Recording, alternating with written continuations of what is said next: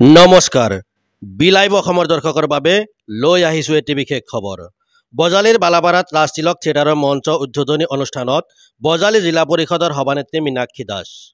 বালাপাৰা সাৰ্বজনীন শ্ৰী শ্ৰী শ্যামাপূজা মহোৎসৱ উদযাপন সমিতিয়ে 3 নিশাৰ বাবে আমন্ত্ৰণ কৰি আনিছে ৰাজতিলক থিয়েটাৰ। বুধবাৰে প্ৰথম নিশা ৰাজতিলক থিয়েটাৰৰ মঞ্চ উদ্বোধনী অনুষ্ঠানত উদযাপন সমিতিয়ে উদ্বোধন কৰিবলৈ নিমন্ত্ৰণ কৰি আনে বজালী জিলা পৰিষদৰ সভানেত্ৰী মীনাক্ষী দাসক। দুৰ্ভাগ্যজনক কথা এই যে ৰাজতিলক থিয়েটাৰৰ মঞ্চ উদ্বোধনী অনুষ্ঠানত মীনাক্ষী দাসৰ উদ্বোধনী ভাষণত তেওঁৰ মুখত এবাৰো নাম নললে সমগ্ৰ অসমবাসীৰ চকুৰ মণি হিয়াৰ আমঠু জুবিন গাৰ্গৰ নাম। ধন্যবাদ জ্ঞাপন কৰিছোঁ। মঞ্চত উপস্থিত সন্মানীয় ব্যক্তিসকলক ধন্যবাদ জ্ঞাপন কৰিছোঁ আৰু আসনত বহি থকা সন্মানীয় ৰাইজসকলৰ চৰণত সেৱা জনাইছোঁ। সকলে হয়তো গম পাইছে যে মই জিলা পৰিষদৰ অধ্যক্ষ হিচাপে নিৰ্বাচিত হৈছোঁ, কিন্তু তাৰ আগতে মই 2 নং দক্ষিণ বজালীৰ পৰা সদস্যৰূপে বিপুল ভোটত নিৰ্বাচিত হৈছিলোঁ। মোৰ ৰাজনীতিক দিশত প্ৰথম খোজ আৰু কম সময়ৰ ভিতৰত মই এইটো স্থান পাবলৈ সক্ষম হৈছোঁ, হয়তো আপোনালোকৰ আশীৰ্বাদৰ কাৰণে। গতিকে এই 5 বছৰত মই ৰাইজক মোৰ ফালৰ পৰা মই যিখিনি দিব লাগে সকলোখিনি দিম আৰু অকল মই জিলা পৰিষদৰ অধ্যক্ষ হিচাপে দিব নোৱাৰোঁ। ইয়াত যিটো দক্ষিণ বজালীৰ আমাৰ নবীনন বাইদেউ আছে, তেখেতৰ সহযোগত পঞ্চায়ত প্ৰেচিডেণ্টৰ সহযোগত আঞ্চলিক পঞ্চায়তৰ সদস্য আৰু মেম্বাৰসকলক লগ লাগি আমি সকলোৱে লগ লাগি প্ৰত্যেকটো পঞ্চায়তৰ যিখিনি কৰিবলগীয়া কাম আছে আমি যদি সকলোৱে একৰককৈ দি যাওঁ তেতিয়াহ'লে আমাৰ প্ৰত্যেকটো পঞ্চায়ত 5 বছৰৰ পিছত ভাল হ'ব, সুন্দৰ হ'ব আৰু আমি সকলোৱে একেটা মুদ্ৰা ইপিঠি কাৰণ পঞ্চায়ত প্ৰেচিডেণ্ট তাৰপিছত আঞ্চলিক প্ৰেচিডেণ্ট তাৰপিছত জিলা পৰিষদ গতিকে তিনিওটা একেটা চেইন চিষ্টেম।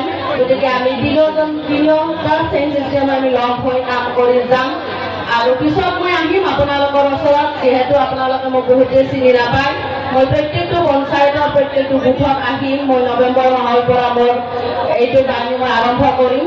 গতিকে আপোনালোকক লগ পাম, আপোনালোকৰ যিখিনি অসুবিধা আছে মোক ক'ব আৰু মই প্ৰত্যেকটো পঞ্চায়তৰ প্ৰতিনিধিক এইটোৱে ক'ব বিচাৰোঁ যে ৰাইজে আমাৰ পৰা বহুত আশা কৰে, বহুত বিচাৰে, কিন্তু হয়তো আমি দিব নোৱাৰোঁ। কিন্তু আমি এটা বস্তুৱে দিব পাৰোঁ, যেতিয়া আমাৰ ৰাইজে আমাৰ ওচৰত যায় আমি যাতে ভালকৈ কওঁ যে এইখিনি কাম আমি কৰিব পাৰিম, এইখিনি নোৱাৰোঁ। সকলোৱে যাতে মুকলিমূৰীয়াকৈ ৰাইজক জনাই দিয়ে আৰু ৰাইজক যাতে যিখিনি সন্মান পাব লাগে এজন ব্যক্তি আমাৰ ঘৰত গ'লে সেইখিনি সন্মান যাতে প্ৰত্যেকজন ব্যক্তিকে দিয়ে, এইখিনি মই পঞ্চায়ত প্ৰতিনিধিসকলৰ পৰা আশা কৰোঁ। আৰু লগতে আজি মোক মঞ্চ উদ্বোধন হিচাপে মাতিছিলে, গতিকে আজি মই মঞ্চ উদ্বোধন হোৱা বুলি ঘোষণা কৰিলোঁ আৰু সকলোৱে আপোনালোকে আজি ৰাজতিলক থিয়েটাৰ উপভোগ কৰক। সকলোৰে চৰণত সেৱা জনাই মোৰ বক্তব্য সামৰণি মাৰিলোঁ। ধন্যবাদ। এখন সাংস্কৃতিক অনুষ্ঠানৰ মঞ্চ উদ্বোধনী অনুষ্ঠানত তেওঁ পঞ্চায়ত প্ৰতিনিধিসকলক লৈ ভৱিষ্যতে কৰিবলগীয়া কামৰহে আশ্বাস দিয়ে ৰাইজক। হয়তো ৰাইজে ভাবিছিল সাংস্কৃতিক অনুষ্ঠানত তেওঁ কিছু সংস্কৃতিৰ কথা ক'ব, জুবিন গাৰ্গক স্মৰণ কৰিব, পিছে সেয়া নহ'ল। অসমৰ সাংস্কৃতিৰ বৰ্গৰ টনকিয়াল কৰি ৰাজ্যবাসীৰ বুকু কপাই চিৰনিদ্ৰাত শুই পৰা যুগশ্ৰেষ্ঠ জুবিন গাৰ্গৰ মৃত্যুক লৈ যি সময়ত ৰাজ্যবাসী দিনে নিশাই উচপি আছে, সেয়ে একে সময়তে সাংস্কৃতিক অনুষ্ঠানত সেইগৰাকী মহান ব্যক্তিক স্মৰণ কৰা প্ৰয়োজন আছিল নে নাই সেয়া আপোনালোকৰ বিচাৰ। আমি কেৱল সোঁৱৰাই দিছোঁ। কথাটো এইকাৰণেই সোঁৱৰাই দিছোঁ যে যি সময়ত মহান শিল্পী জুবিন গাৰ্গৰ মৃত্যুৰ ন্যায় বিচাৰি ৰাজ্যবাসী ব্যাকুল হৈ আছে, একে সময়তে সেইগৰাকী মহান শিল্পী জুবিন গাৰ্গৰ মৃত্যুৰ ন্যায় বিচাৰি ৰাজ্য শাসিত বিজেপি দলৰ মন্ত্ৰী বিধায়কৰ নেতৃত্বৰ ৰাজপথত ন্যায় যাত্ৰা কৰি আছে। একে সময়তে বিজেপি দলৰ প্ৰতিনিধিত্ব কৰা এইগৰাকী মীনাক্ষী দাসে কিয় পাহৰি থাকিলে ৰাজতিলক থিয়েটাৰৰ মঞ্চ উদ্বোধনী অনুষ্ঠানত জুবিন গাৰ্গক? অৱশ্যে মীনাক্ষী দাসে অসমবাসীৰ হিয়াৰ আমঠু জুবিন গাৰ্গক পাহৰিলেও পৰিচালনা সমিতিৰ ঘোষকজনে জুবিন গাৰ্গক স্মৰণ কৰি শ্ৰদ্ধাঞ্জলি জনাই অনুষ্ঠান সামৰে।